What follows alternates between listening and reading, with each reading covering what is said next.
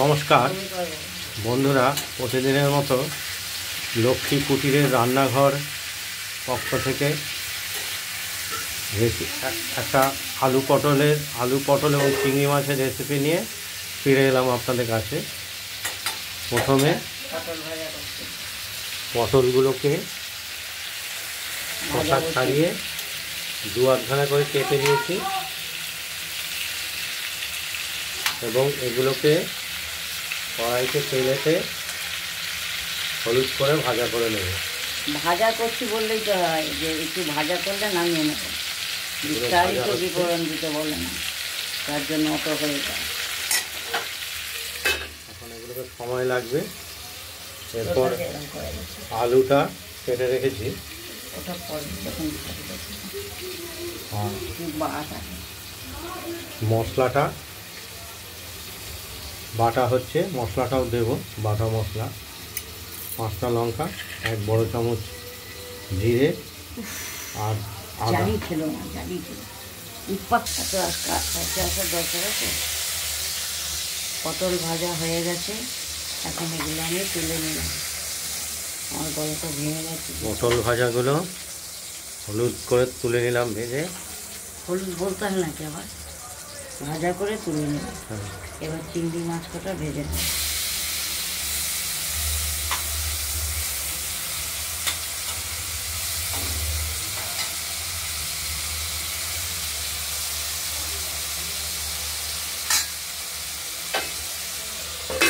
চিংড়ি মাছগুলো ভাজা হয়ে গেছে, নামিয়ে নিলাম। এবার আলুগুলো তেজপাতা রাখবো, তেজপাতা অল্প তেজপাতা দিলাম, তেল দিয়ে দিলাম, তেজপাতা, লঙ্কা, দারচিনি আর এলাচ।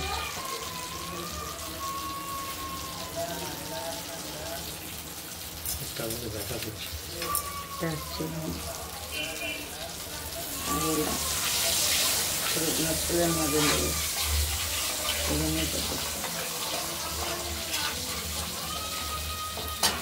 তেজপাতা, শুকনো লঙ্কা, জিরে, আলুগুলো দিয়ে হালকা করে ভেজে এবার আলু কটা দিয়ে দিলাম।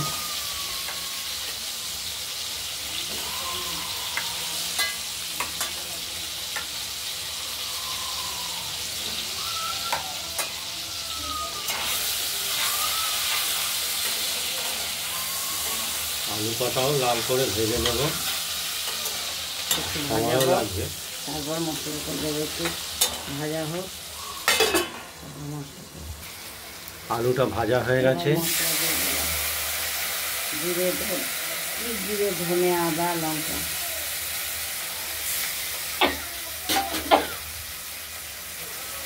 আর হলুদ দেবো। শিলে বেটে মশলাটা দেওয়া হয়েছে। আমরা শিলে বেটে দিই, আর টেস্ট আলাদা, বা গুঁড়ো মশলাও না। এই জানলা একটাও খোলো না, এটা কষানো হোক, তারপর দেখাচ্ছি। হয়ে গেছে, বলো।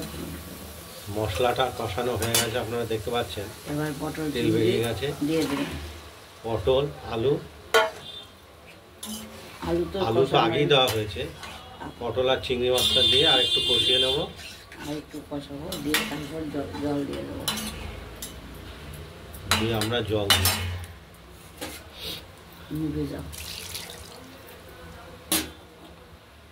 এটাও তরকারি হলে খুব স্বাদ ভালো হয়, অনেক ভাত খেয়ে যায়।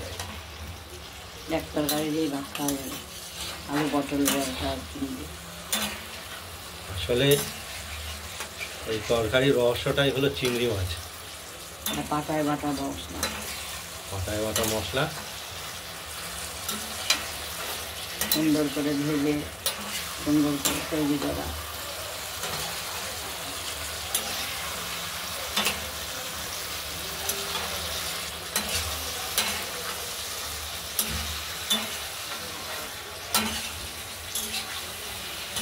এই তো তেল থেকে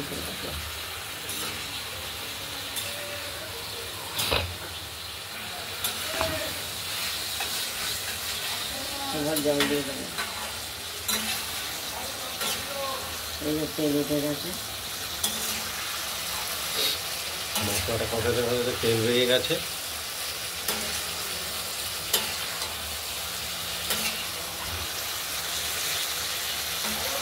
এবার জল দিয়ে ঢেকে রাখবো কিছুক্ষণ, ঢেকে রাখবো। আলু সেদ্ধ হবে। পটল তো ভাজাই আছে, মাছ ভাজা আছে, আলুটা একটু সেদ্ধ হবে, তারপর নামিয়ে দেবো। আলু পটল চিংড়ির রসা রেডি হয়ে গেছে। গরম মশলাটা বেটে রাখা হয়েছিল, এটা গরম মশলাটা দিয়ে আমরা নামাবো, রসাটা নামিয়ে ফেলবো। সবই বাটা মশলা ব্যবহার করবেন, গরম মশলাটাও বাটা। আলু সেদ্ধ হয়ে গেছে, আলুটা সেদ্ধ হয়ে গেছে, এবার তরকারিও কমপ্লিট। এবার আমরা নামিয়ে ফেলবো। বন্ধুরা, আমার তরকারি রেডি হয়ে গেছে। আপনারা সুস্থ থাকবেন, ভালো থাকবেন, লাইক করবেন, কমেন্ট করবেন, সাবস্ক্রাইব করবেন, আর পাশের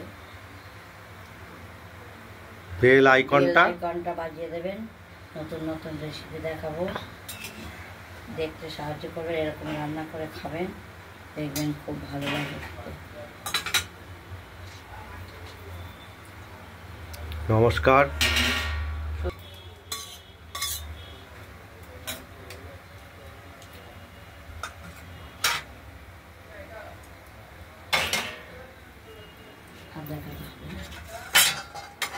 আমরা হাতে কলমে সবই দেখাচ্ছি, বেটেও দেখাচ্ছি।